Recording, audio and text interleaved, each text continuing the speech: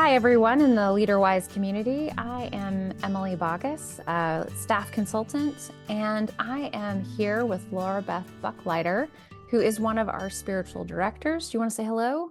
Hello, how are you? We are coming together and talking to all of you about spiritual direction. Throughout the course of this year, I'm going to be interviewing some of our spiritual directors to learn a little bit more about what that is and how our leaders could use it. So, Laura Beth, thank you for being my first guinea pig. My pleasure. Thanks for having me. Yeah. So can you just tell us what is your definition of spiritual direction and like kind of what's the difference between spiritual direction, coaching, therapy? How do you think about it? Yeah, so spiritual direction is really can go many directions. A lot of what we do is engaging in active discernment. So really making decisions from a place of spiritual thinking. Um, and so um, a difference between coaching, for example, might be coaching might have some very practical goals. Yeah. As far as career or family or something is concerned.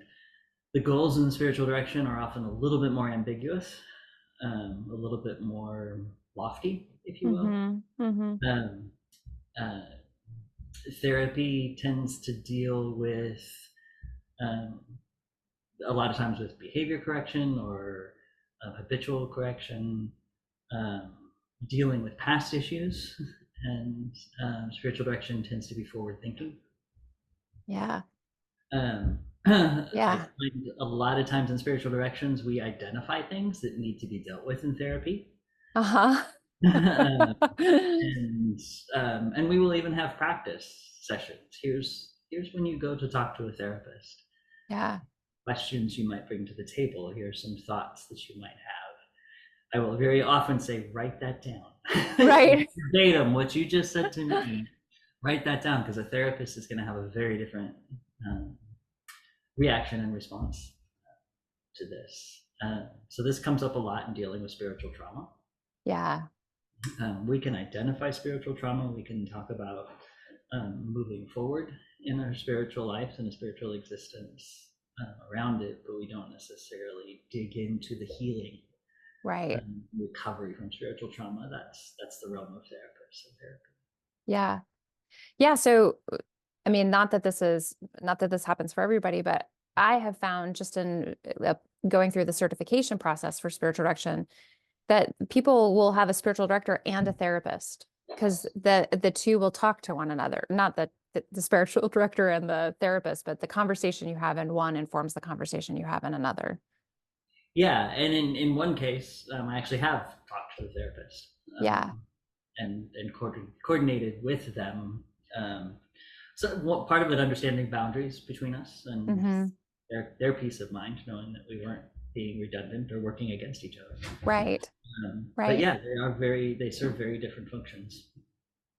So along those lines, like who do spiritual directors serve? Like, do you have to like I hear a lot like, do I have to believe in God or do I have to go to church or, and who are you particularly called to serve? Yeah, so spiritual direction. One way I phrase that is you need to believe in your innate capacity to understand that you are more than this temporal existence. Mm, yeah. We have the capacity to be spiritual people.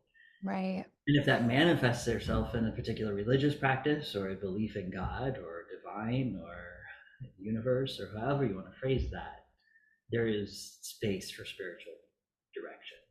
Yeah. So a goal of spiritual direction is wholeness. Right. And so finding a sense of wholeness between body, soul, and spirit. And so really the only requirement is that you believe those in some capacity exist Right. and that there is room to grow and be connected um, in that space. So um, I tend to serve pastors a lot, uh, Mm-hmm. specifically Mm-hmm. pastors dealing in seasons of change and transition, Yeah. whether that's a career or a life cycle change, new church, or a dogmatic shift. We deal with Right. a lot of pastors dealing with churches becoming more LGBTQ inclusive, Mm-hmm. pastors who are and their churches are not yet, or Right. dealing as we are with now with a lot of denominations that are going through that change and what that does at a parish level to a pastor's specific context and orientation. Yeah. And then I also work a lot with families and parents of LGBTQ people who are navigating a lot of those same spiritual shifts Right. in their life, becoming accepting of and loving of those people. However, whatever level you come to that as, really challenges a lot of our Mm-hmm. zoomed ideology, and Right. taking a lot of those embedded thoughts, um, challenging them, bringing them to the surface. Um, Another way I phrase spiritual direction is it's a guidance through the process of deconstruction and reconstruction. Yeah.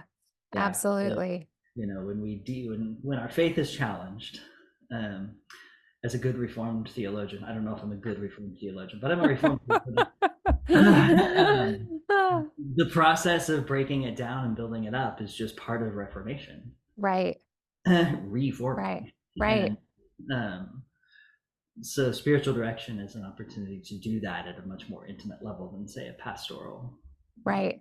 pastor is going to be able to provide Right. in that space. And so, yeah, those are the people that tends to find me.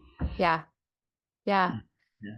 We were talking about this as a staff, actually talking about the differences between safe, brave, and transformative spaces, and Mhm. that breaking down and building back up. Our facilitator used the image of, the caterpillar to the butterfly and that cocoon phase, which is like the caterpillar is completely broken down. Like there's almost nothing left of that Ooh, caterpillar, very nice. right? Yeah, Almost, almost. right? And then Yeah. there's something that replaces it, or changes it into a Yeah, the butterfly. DNA is the same, but Right. the configuration is Yeah. completely different. And there's such an immense sense of vulnerability while they're in that Yeah. Yeah. cocoon. Yeah. It's why the cocoon is structured the way it is. And Right. no, I love that imagery because we can create cocoons for safe spiritual transformation. That's right. Yeah. That's right. Yeah, and that's what I imagine spiritual direction does, creates that space for it. It does, and it can be as major as going straight to goo, Yeah. the or I've had sessions, I've had clients where we met 4 times over 2 months and just navigated a single decision, Right. that they were Right. processing and just needed some extra discernment on from a spiritual perspective. So, Right.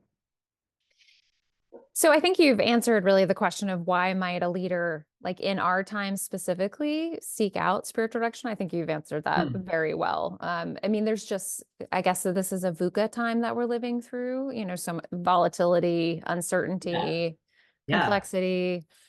we're Um, literally we're in a very liminal space, yeah, and that invites itself to change. right. Um, it begs for it, actually. Yeah. Yeah. To try not to change through this season would almost be counterproductive and harmful. Yeah. And so, spiritual direction is a good, consistent, safe place Mm-hmm. Mm-hmm. to make that happen.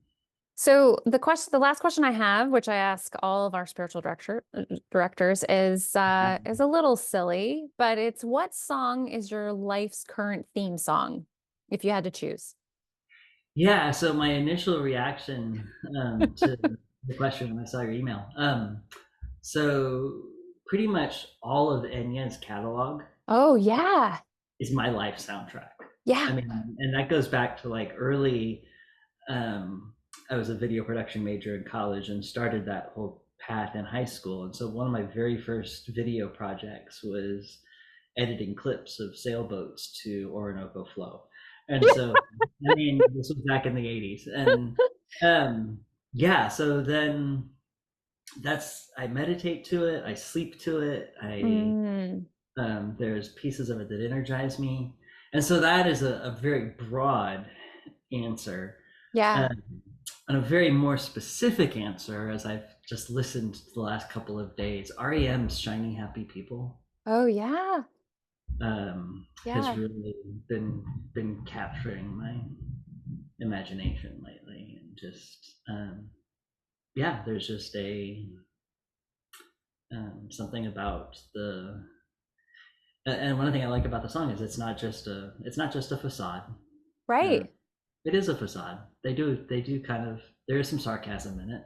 Yeah. They're genuinely shiny, happy people. Yeah. It's joyful. It's There really is, joyful. Yeah. yeah, yeah, and so the song plays with the tension of that. Yeah. Yeah, Well, I wish at the close of this video that we had the rights so that I could play that song at the end of this video. on Spotify, Um, just yeah, throw in your Spotify account. I'm just Yeah, going to encourage people to right now go and listen to some Enya and to Shiny Happy People. yes, Take yeah, this moment to do it. yeah.